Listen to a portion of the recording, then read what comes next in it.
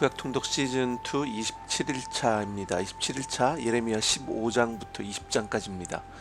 예레미야 15장은 예루살렘의 비참한 파멸에 대한 하나님의 애가입니다. 예루살렘에 대한 심판과 그 이유, 그리고 예루살렘의 비참한 파멸이 예언되어 있습니다.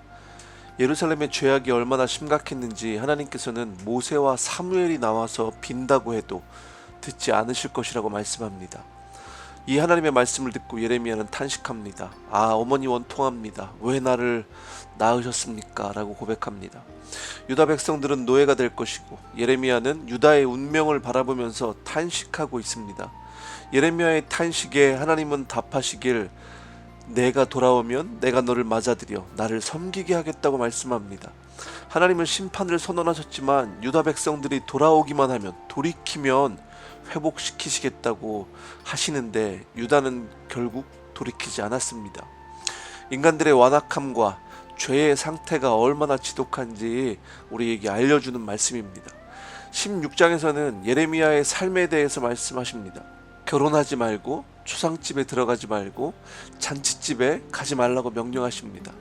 결혼하지 말라고 하신 것은 유다의 완전한 멸망을 상징하고, 초상집에 들어가지 말라고 하는 것은 유다에게 어떤 위로도 없을 것이고, 잔치집에 가지 말라고 하는 것은 유다에게 어떤 즐거움도 없을 것을 상징적으로 말씀하시는 장면입니다.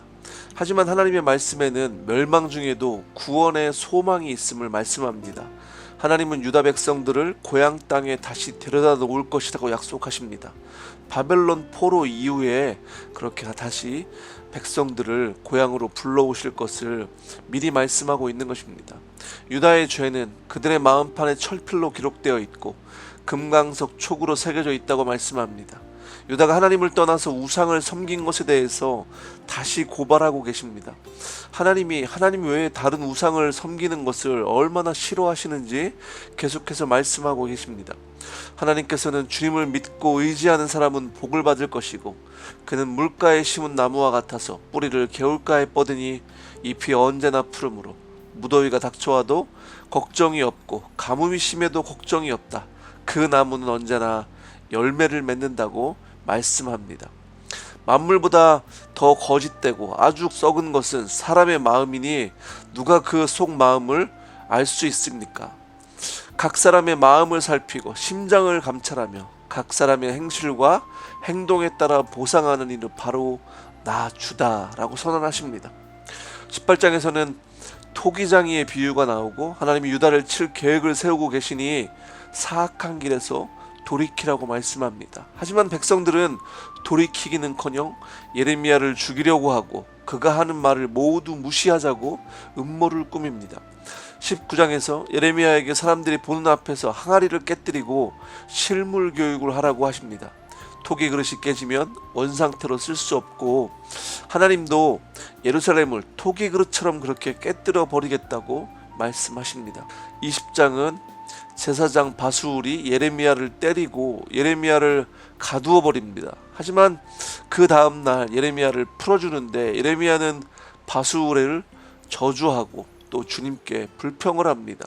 예레미야는 하나님의 말씀을 전할 때 받는 치욕과 모욕 때문에 이제는 하나님의 말씀을 전하지 않겠다 결심하지만 하나님의 말씀이 나의 심장 속에서 불처럼 타올라 뼛속에까지 타들어가서 견디다 못해 항복하고 만다고 고백합니다. 심판과 저주의 말씀을 전하는 예레미야의 마음과 또 그 말씀을 전하면서 당하는 폭력, 조롱, 치욕, 모욕을 생각하면 예레미야의 삶이 선지자로서 얼마나 어려웠고 또 외로웠는지 알 수가 있습니다. 하지만 하나님께서 예레미야에게 주님의 말씀 때문에 견디지 못하게 하시고 계속 말씀을 전하게 하십니다. 우리도 말씀을 읽는 가운데 하나님의 말씀이 각자에게 임하길 원하고 그 말씀이 우리 마음에 불붙는 것 같은 역사가 있기를 원합니다.